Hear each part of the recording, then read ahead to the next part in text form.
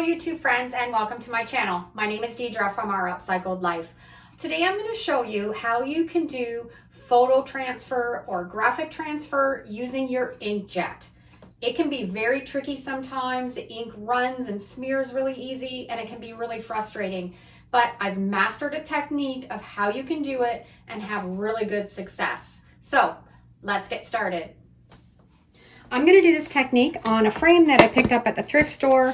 I've distressed the frame. I use the candle wax technique to distress this. If you've never tried that out, it's a really simple, easy way to take a frame and make it look old and chippy and vintage. I'll put the link below in the description so you can check that out.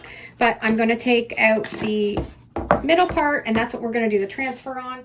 And to do this, you're going to need some address label sheets, or these are the CD label sheets. I always find them at the thrift store. They're really reasonable. But what you want is you want the carrier sheet to print on.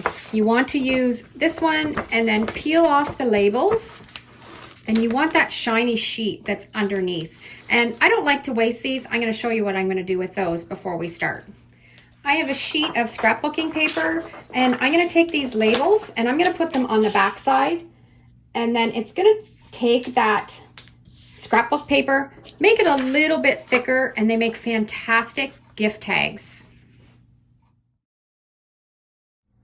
And there you have perfect little hang tags to use on your gifts, and you haven't wasted the labels.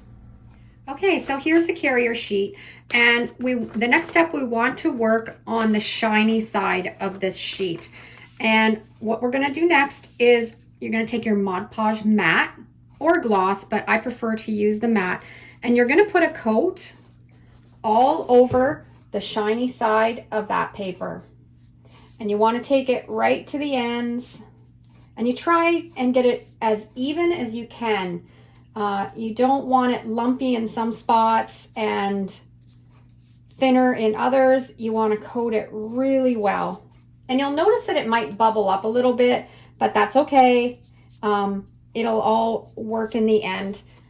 We're just going to cover it completely. I probably should have put something under my work area here, but that's not how I roll. I do everything the hard way, so I have a mess to clean up after. Okay, so we're going to let that sit and dry completely.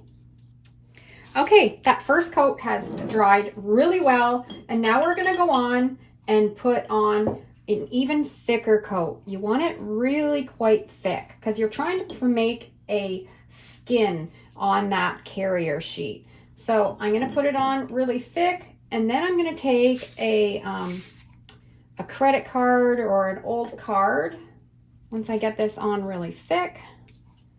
And I'm going to smooth it out. So then I'm just going to take the card, and because you don't want any lumps, or you just want a nice smooth surface. So you're just going to take the card and just run it along and make sure you don't have any brush marks.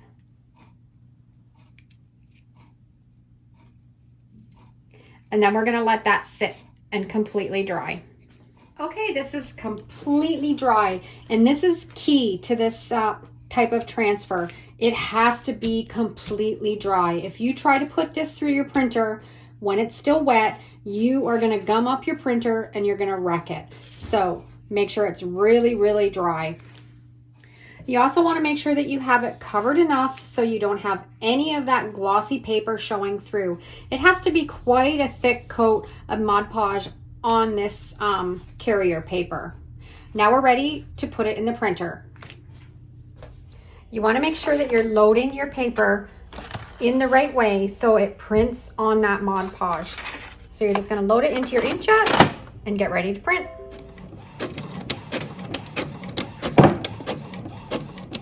So we're just going to let this sit and dry for a few minutes. You want the ink not to rub off, and it's still a bit damp, so we're just going to let it dry really well. Okay, so the picture that I printed out was just from one of our camping trips. My husband and I like to do lots of adventures, so I always have lots of photos, and I love to frame them. But here comes the magic part. This just peels right off of that carrier sheet. How cool is that? And then you have your photo that you can put onto your project.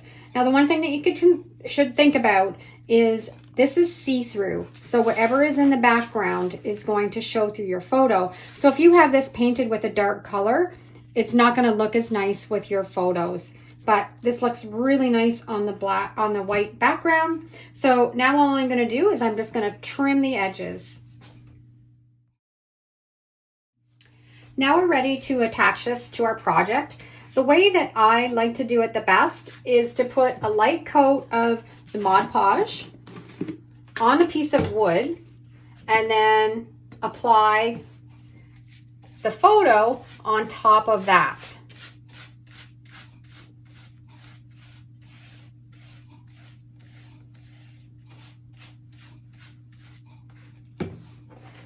I've got it all covered with the Mod Podge, and I'm just going to center my photo exactly in the middle and then press it right down. Now you can leave it as this and just make sure you press it down really, really well. But I like to do another step just to ensure that it's going to stick really well. I like to take a piece of parchment paper, and then I've got my iron set on high with no steam, and I just like to run it across just to melt some of that Mod Podge just a little bit and then make it adhere really well to the wood.